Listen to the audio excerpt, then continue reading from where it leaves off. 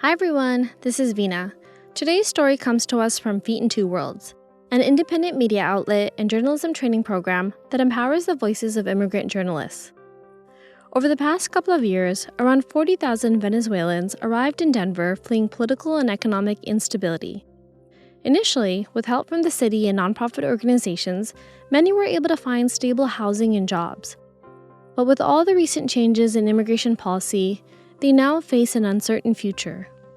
This episode is a part of The Hustle, a Feet in Two Worlds series which focuses on the ways immigrants navigate a changing economy, today and throughout history. Thanks for listening. You know, I get the sense that the Trump administration was put in place to troll people like me. My name is Shaka Mali Tafari, and I'm the son of Jamaican immigrants who worked hard. As an 80s baby, I was born into their struggle to make the best of their opportunities in the United States. My mama was a shop owner in Venice Beach, California, and when the shop wasn't earning enough money to put food on the table, she took the hustle on the go. We would pack a basket of the shop's most sellable items, oils, incense, and soaps, which she balanced on her head while she strolled the Venice Beach boardwalk engaging with tourists. To Mama, everybody was a customer. I used to love those days on the boardwalk. It was on the beach where I learned the value of hard work. Mama taught me that a closed mouth doesn't get fed, and more importantly, she taught me never to be ashamed of my hustle. That's why I empathize with immigrant workers in their struggles across the United States, past and present. And in this new podcast, we'll be hearing directly from them. We'll bring you stories from the past about immigrant workers who faced off against big industry and despite seemingly impossible odds, succeeded. Whether they wanted better pay, dignity at work, or even political representation, they ultimately reshaped the landscape of U.S. labor for all workers. On this show, you'll hear their voices and we'll unearth their legacies. And we don't just stay in the past. We'll visit 5 states across the country to explore the challenges that immigrant workers face today, their relationships with labor unions, their roles in big business, and what the hustle looks like under the threat of mass deportations, and ask why it matters now more than ever.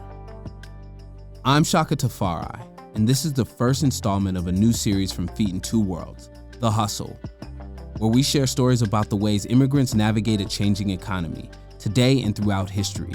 And there is perhaps no better illustration of big changes to that hustle than what the city of Denver, Colorado has witnessed recently.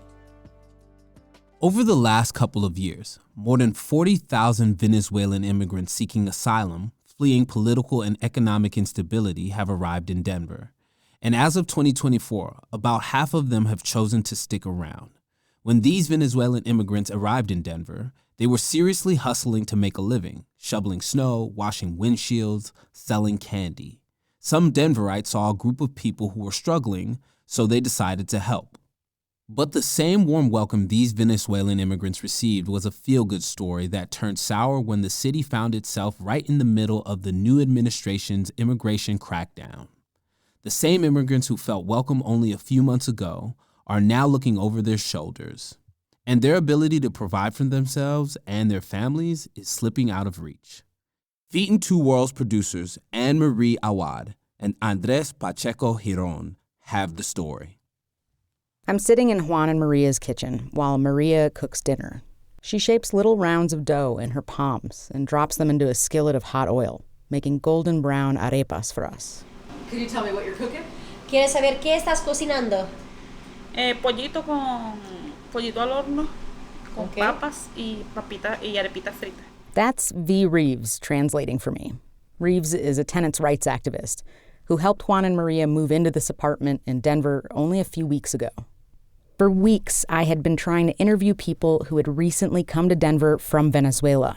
I started working on this story before President Trump took office.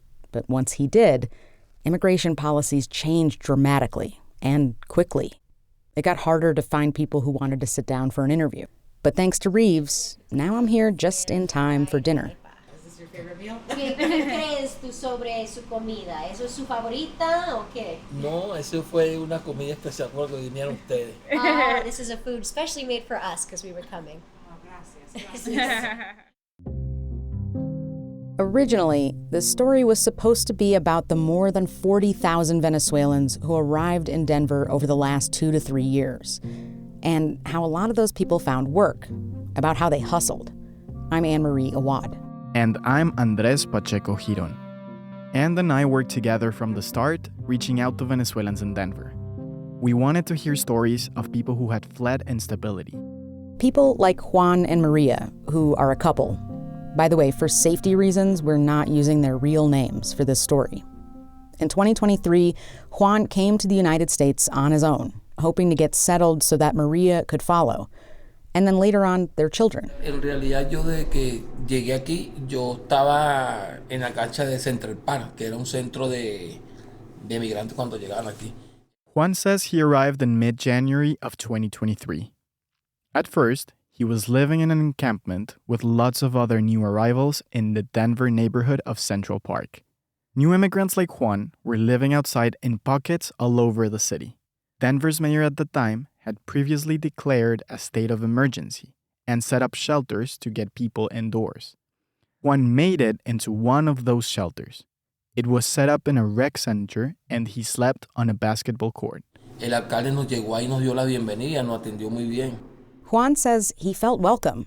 He stayed in Central Park for 21 days. Thanks to a local nonprofit organization, he was able to get into a hotel. Shortly after, he moved into an apartment in Aurora, a suburb east of Denver. Once Juan got himself settled, he told Maria it was time for her to come.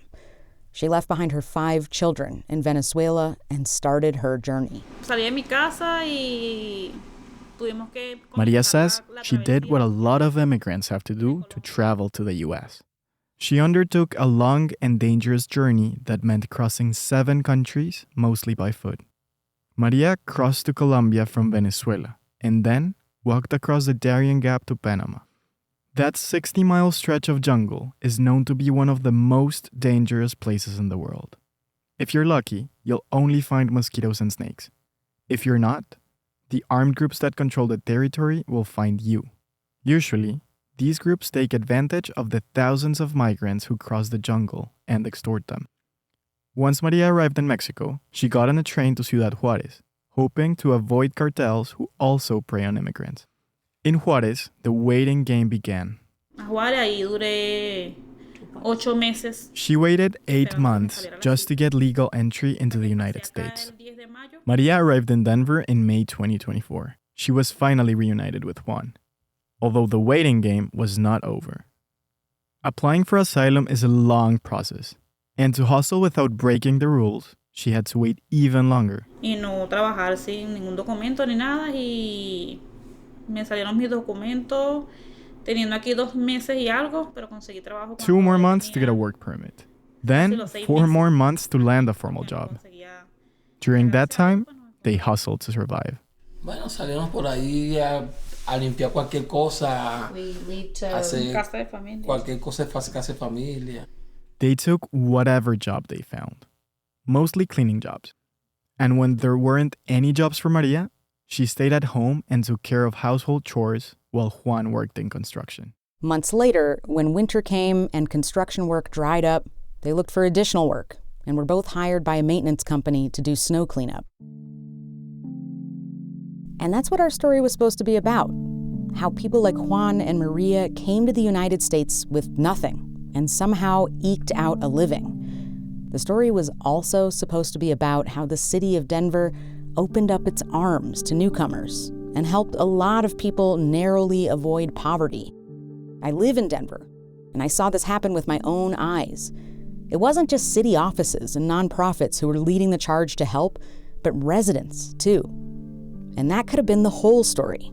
But while Andres and I were reporting, it felt like the ground kept shifting under our feet. In just the first week of the Trump presidency, so much happened. As soon as Donald Trump became president, the US's online asylum system suspended. Declaring a national emergency at the southern border, suspending refugee resettlement in the United States, declaring Mexican cartels and 2 Latin American gangs foreign terrorist organizations. I was supposed to travel from New York to Denver to report this story with Anne. Our plan was to interview people on the street.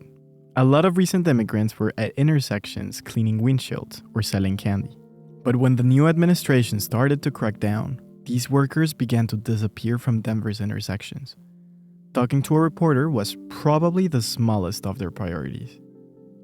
As a Colombian journalist who has reported on Venezuelan immigrants back home, I thought it would be relatively easy to talk to people remotely. I connected with nonprofits and I joined messaging groups. But as the fear escalated, everyone stopped responding to my messages. Before we get into that, we should probably take a few steps back and explain why so many Venezuelans have ended up in Denver. Over the last decade, millions of people have left Venezuela in search of a better life. Most of them went to Colombia and Peru. Next to those countries, the U.S. has the third highest population of Venezuelan immigrants. The repressive regime of Nicolas Maduro has led to deep economic insecurity. About 80% of Venezuela's population lives in poverty. Up until recently, the nation had one of the highest inflation rates in the world. I remember when I was living in Colombia, the Venezuelan bolivar, their currency, was worth less than money from the board game Monopoly. In Colombia, it's common for people from Venezuela to sell crafts made out of bolivars. On the streets, you could find anything from large origami animals to purses and wallets made of money. That's because the bills are more valuable that way. Over the last several years, the United States has sort of flip-flopped when it comes to what side it takes in Venezuela's domestic politics. The first Trump administration harshly opposed Maduro. At the time, Trump excluded Venezuela from American financial markets and imposed sanctions on Venezuelan officials. But this time, his tune seems to have changed, at least for now. I spoke with Adelis Ferro, the director of the Venezuelan American Caucus. She says a lot of Venezuelans feel forced out of their country. And she says part of what kept Maduro's dictatorship in check was U.S. support of the opposition. But now, that's changing. Trump, que de hecho ha reconocido en palabras de su enviado especial Richard Grenell, que ellos no tienen ninguna intención de cambiar gobierno en Venezuela. By the way, Ferro speaks English, but she wanted to do this interview in Spanish. And what she is hinting at is a long political history. When Joe Biden took office, Adelis says he kept up the pressure on Maduro and supported opposition leaders in Venezuela's 2024 presidential election. She says it's actually Trump's harsh stance against the Maduro government that might have won Trump a lot of Venezuelan American votes in the U.S. 2024 presidential election. However, since taking office again, Trump's policy on Venezuela has actually shifted. This time around, the administration is more open to working with the Maduro government. And in late January 2025, Trump sent his envoy for special missions, Richard Grenell, to meet and negotiate with Maduro himself. Mi comunidad sí apoyó. The Venezuelan American Caucus spent a lot of time educating voters on how Trump's policies might negatively impact them. However, nationwide, some media outlets have reported that as many as 90% of Venezuelan Americans voted for Trump, according to El País. Now that he's in office, he has moved to dramatically step up immigration enforcement against Venezuelans in particular. This, Adelis says, has made many of those same voters feel betrayed. Mira lo caro que nos está costando. Hay mucha gente She says the price Venezuelans are paying now is big. Y mi comunidad se siente muy traicionada, pero But, she says, the thing is, Trump never really deceived them. How can it be betrayal if all along, Trump was pretty clear about what he thought of Venezuelans?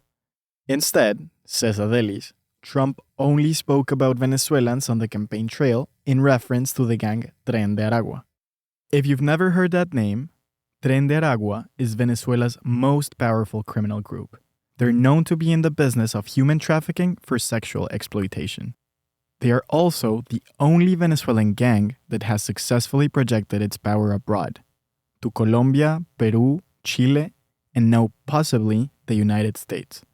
And I say possibly, because it's still unclear if the gang has an actual presence in the US. Most proof about this is still vague.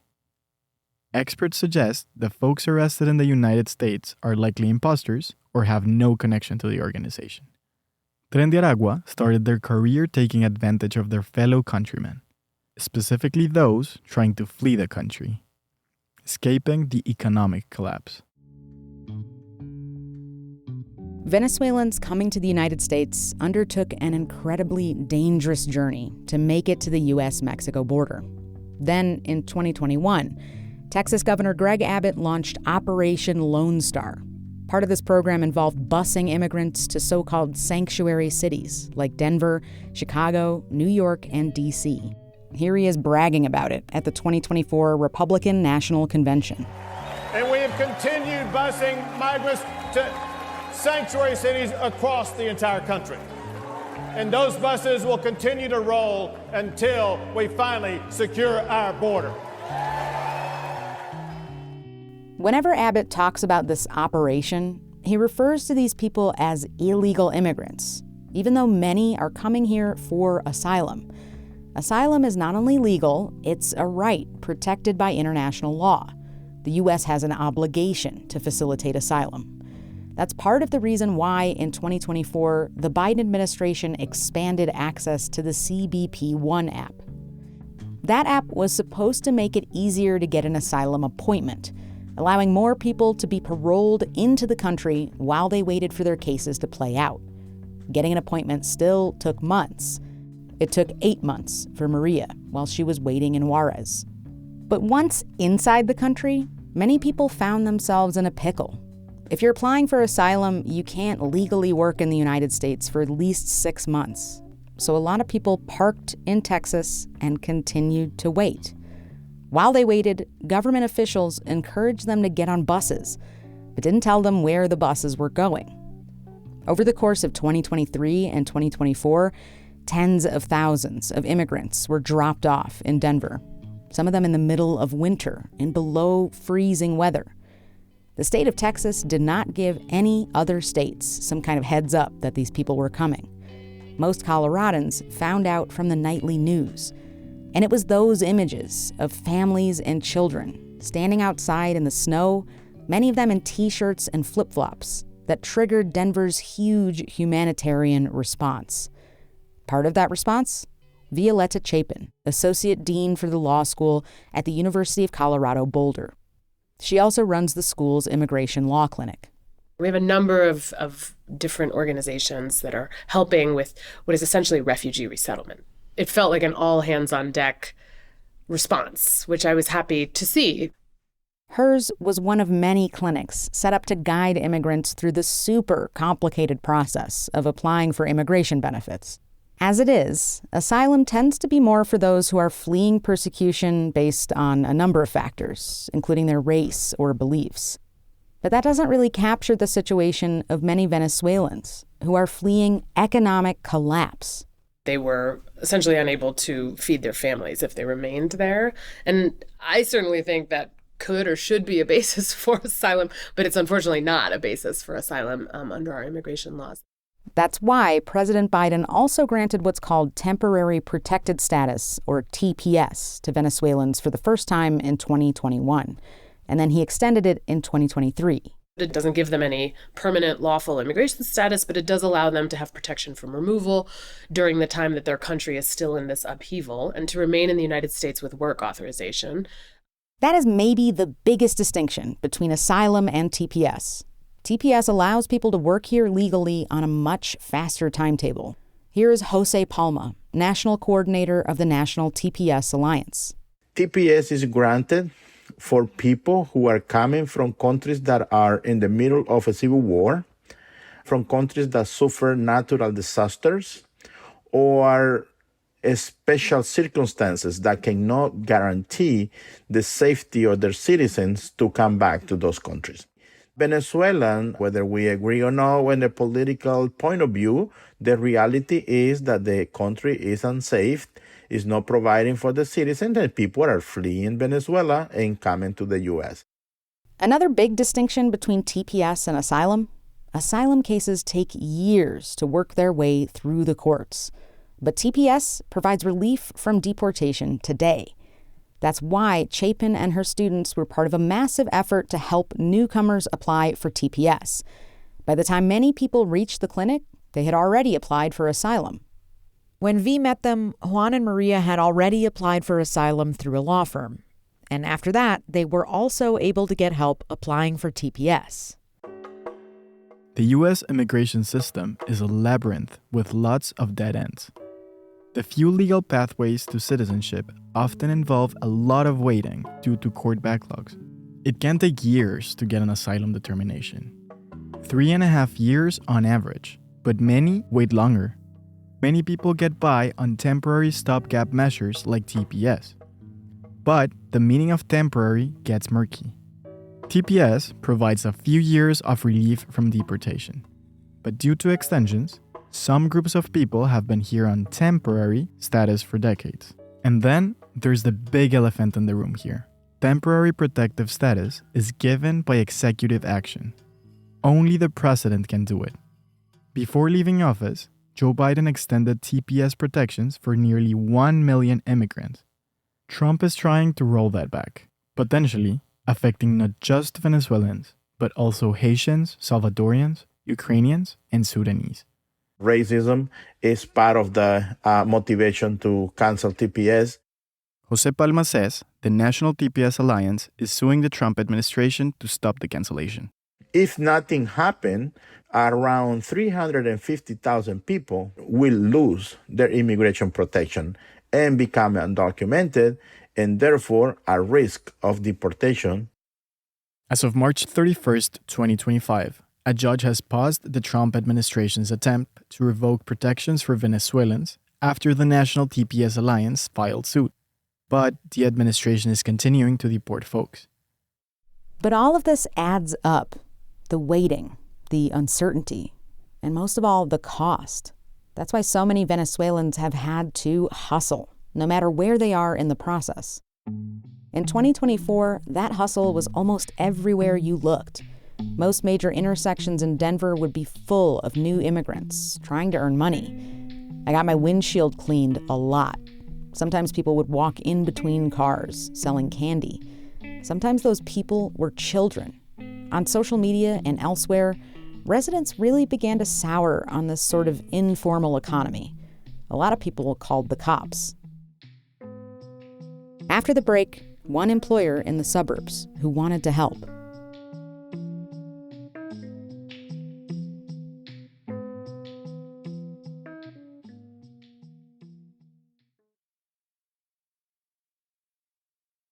In late 2023, Julie Ector felt like she was watching a crisis unfold on her doorstep. She lived close to a hotel where the city was temporarily placing newly arrived immigrants. So I was watching all of these people kind of like shuttle into there and then getting kicked out and then ending up on the street right outside. It was cold, it was snowing, and there's all these kids running around outside without like jackets and shoes. Ector is the vice president of Ector's Nursery and Garden Center in Arvada, a suburb of Denver. Around that time, several neighborhood Facebook groups sprang up organically, full of Denverites who wanted to help their new neighbors find food and shelter. Ector joined the group in her neighborhood and quickly learned that a lot of new arrivals also really needed a way to earn money. She had an idea. Not only does Ector run one of the region's largest nurseries, but she's also the president of Colorado's Nursery and Greenhouse Association. That trade group represents what Ector called Colorado's green industry, which basically means all the people in the business of plants. In Colorado, it's a really big industry, but it's also kind of a very short season here. We do about 80% of our business in 3 months.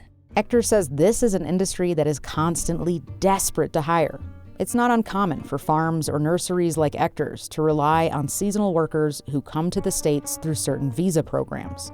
But these days, even those kinds of workers are hard to come by. Visa programs often require employers to provide housing, which is pretty much a non-starter here where housing prices are really high. So Julie saw a natural fit: newly arriving immigrants eager to hustle, and Colorado's green industry. But the next step was connecting those dots. Ector gathered basic information from new arrivals who were in the process of getting their work permits. And then businesses could sign up to hire people from a pool of workers who had obtained permits. But after a few months, this whole plan started to fall apart. Julie doesn't speak Spanish, so she had a hard time keeping in contact with job seekers. And the businesses started to go cold. I would ask them like a series of questions, and it would just be radio silence. And the ones that did respond, it was like, there was, I think, just maybe a fear. As the busy season got underway, she ultimately handed the database off to a local nonprofit. But none of this has stopped Ector from hiring new arrivals at her own business, because businesses like hers still face challenges hiring enough people. She still genuinely sees it as a win-win. Employers like her have jobs, and new immigrants want jobs. By summer of 2024, new arrivals started to decline. By this point, half of all of those arrivals, about 20,000 people, had decided to make the Denver metro area their home.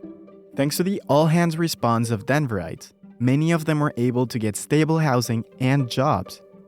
But then, the presidential campaign season crash-landed on Denver's doorstep. Trump shined a harsh spotlight on Aurora, that suburb just east of Denver. November 5th, 2024 will be Liberation Day in America. It will be Liberation Day. I will rescue Aurora and every town that has been invaded and conquered. This is Trump speaking at a campaign stop in early October 2024 in Aurora. Over the summer, he had been spreading this lie that the suburb had been taken over by a gang, specifically the Venezuelan prison gang Tren de Aragua. But he didn't come up with that whole fantasy on his own. And at the center of this lie is a complex of apartment buildings called The Edge at Lowry, a complex where a lot of recent immigrants happen to be living. If you believed the stories, Tren de Aragua had made the buildings their headquarters. Here's Kyle Harris, a reporter for the local news site Denverite. He says not only was that not true, but the entire media narrative around those apartment buildings was pushed by CBZ Management and their PR firm from Florida. CBZ Management was the company overseeing these buildings. They spent much of 2024 in court because the rumor about a criminal takeover was a cover for the real story. The Edge at Lowry was basically a slum. Residents complained that the buildings were run down, full of mold and bugs, and that CBZ rarely fixed anything. And if they could say, hey, we didn't abandon the tenants, a Venezuelan gang took over these buildings, they can excuse themselves for failing to clean up the mold, deal with the rats, deal with the incredibly dangerous conditions people were living in. That narrative caught on like wildfire. While local reporters like Harris were doing their best to find answers, TikTok and other social media sites were already flooded with sensational videos echoing that claim. Residents of The Edge at Lowry even held their own press conference at one point in an attempt to correct the record. They said it was not gangs putting them at the biggest risk. It was the management. Juan and Maria lived in one of these buildings up until late last year. That's where the couple met V. Reeves, the tenants' rights activist who introduced me to them. I asked Juan and Maria to tell me about what it was like living at The Edge at Lowry. Y la cosa se fue deteriorando poco a poco. Las tuberías, se botaba el agua, los pisos se rompieron. Se cayó la mitad del techo del baño. ¿Tuberías cuál? There were leaks.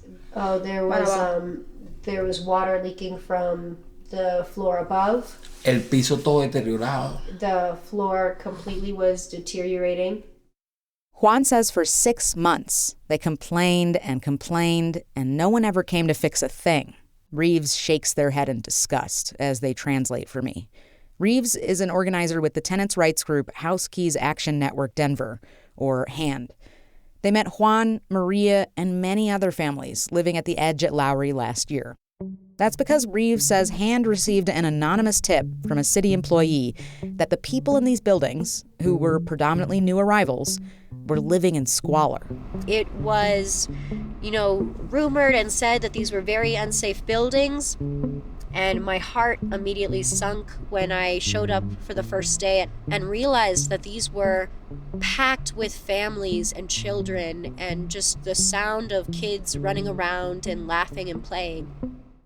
HAND was one of several groups working to help tenants move out of the Edge at Lowry. After months of legal battles, Aurora city officials ordered CBZ to shut the buildings down by February 18th, 2025. That morning, I met with Reeves to see the buildings boarded up for good. We sat in my car watching workers put up fencing in the heavy snow and freezing temperatures. We are outside the Edge of Lowry buildings. We are currently parked right next to a fence that they just put up. On the other side, a similar fence has barbed wire around the top of it, as if it's guarding a prison. Reeves is adamant that they didn't see any evidence of gang activity over the months they spent at the Edge at Lowry. And more than that, they feel like these residents truly got a raw deal every step of the way. These people never asked for that kind of negative attention, never asked for their families to be subjected to that spotlight, and yet until the very last day, they still lived in squalor despite all that national attention. These buildings became a target before Trump even took office in January. Local law enforcement detained about 16 people here in December 2024 and handed some of them over to ICE. ICE carried out a raid here in January, even as many apartments were already empty. Reeves says the increased attention from ICE has had a deep chilling effect. People are afraid to go to their jobs. They are being fired from their jobs for being Venezuelan, or they're told not to say that they're Venezuelan at work. They are having their pay withheld because the employers, the way that they're thinking is, well, if you're going to be deported soon anyways, why would I bother paying you for the hours that you've done? This is triggering a domino effect. Reeves says now some of these families are at risk for eviction because they can't pay their rent. Kyle Harris, the reporter with Denverite, has been following around a family who is in this situation. I was over to their house for a few hours yesterday and talked to them about their fear. And every time someone walks by the window, they fear it's the police. They fear it's ICE. They fear it's La Migra. Other families have told Harris they aren't leaving the house at all. These fears are heightened now that Trump is in office. But some people, like Juan and Maria, have been feeling this fear for longer. They remember one night in December 2024 while they were still living at the Edge at Lowry. Yo escuchaba unos gritos muy lejos. I heard a yell from far away because I was sleeping. Pero llegó un momento que yo sentí que alumbraron mi cara. Maria says she woke up to screams coming from a neighbor's apartment. Her bed is right next to the window. And she says after a short while, she felt someone shining a flashlight through the window, directly onto her face. Then she heard knocks on the door. It was the police. The couple opened the door and let them in, thinking that they had nothing to hide. Y solo nos gritaban que bajáramos la cara y nos esposaron así. And all they did was to tell us to put our heads down. Nos lanzaron down. en el piso. The officers cuffed them and separated them. Maria was taken to a police station, while Juan, along with a handful of others, was handed off to ICE and detained for hours with no explanation. Eventually, they let Juan go, but two of his nephews, who also made the journey to Denver, were still in detention. Both of them were in the process of applying for asylum, but a deportation order was already in the works.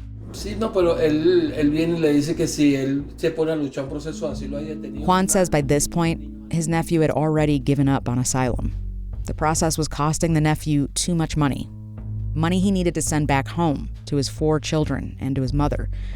His lawyer had told him it would take at least a year Juan says his nephew didn't have. At the time we spoke, Juan said he wasn't sure about the other nephew.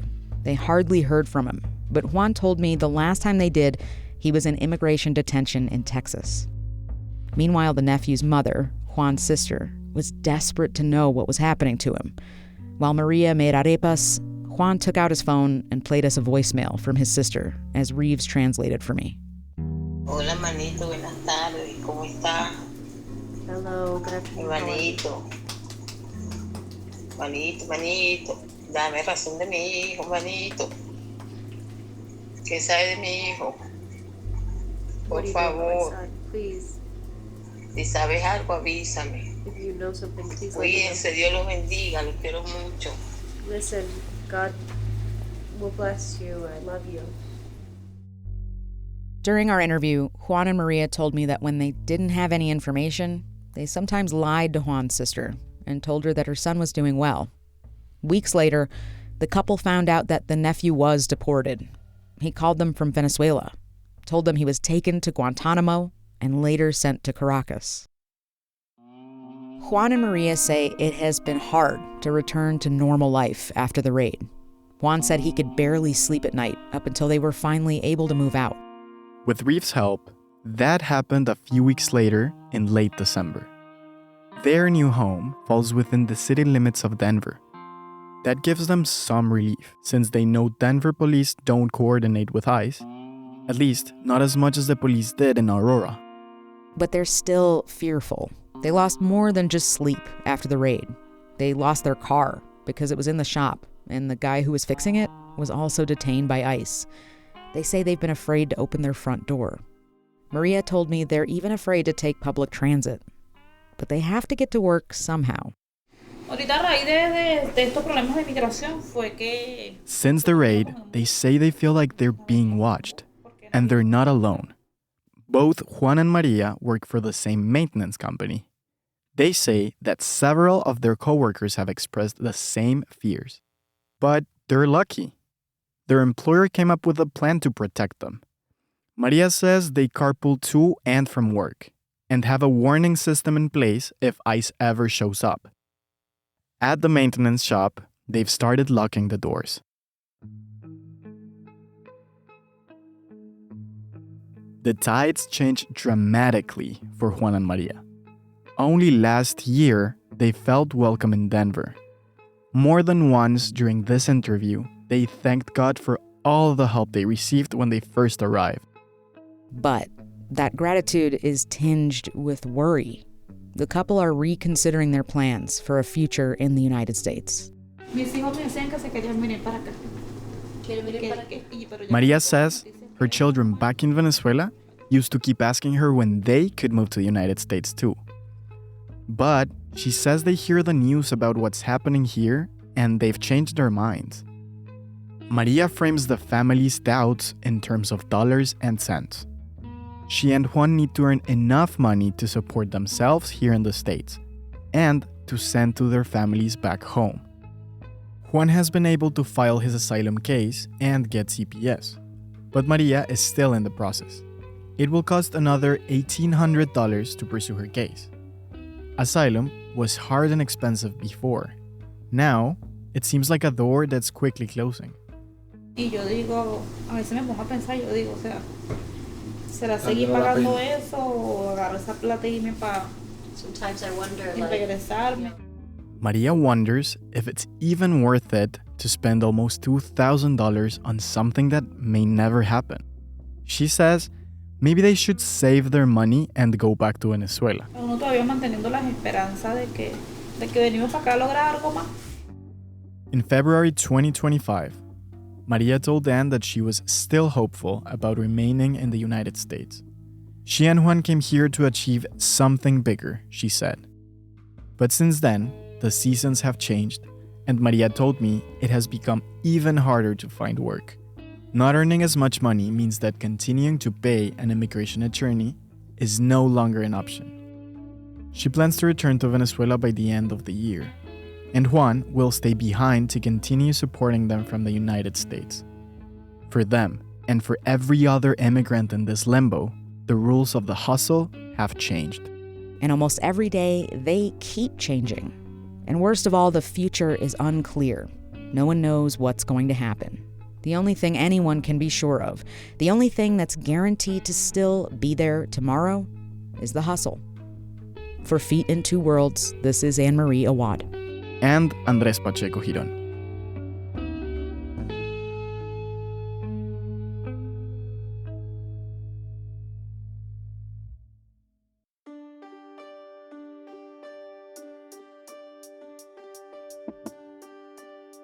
The Hustle is hosted by me, Shaka Tafari.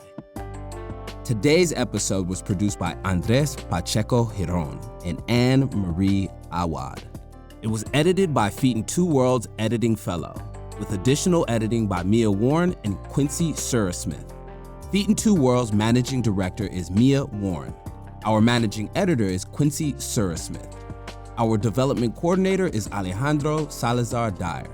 Jocelyn Gonzalez is our Technical Director and Engineer.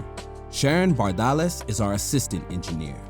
Fact check by Julie Schweitzer Collazo. Original theme music by Gautam Shirkashan. Additional music from Blue Dot Sessions. Visit our website at fi2w.org to listen to more stories about immigrants. Thank you for listening. Feet in Two Worlds is supported by the John D. and Catherine T. MacArthur Foundation, the Ford Foundation, the Fernandez Pave the Way Foundation, an anonymous donor, contributors to our annual Newsmatch campaign, and listeners like you. Make a tax-deductible contribution today at fi2w.org. That's fi2w.org.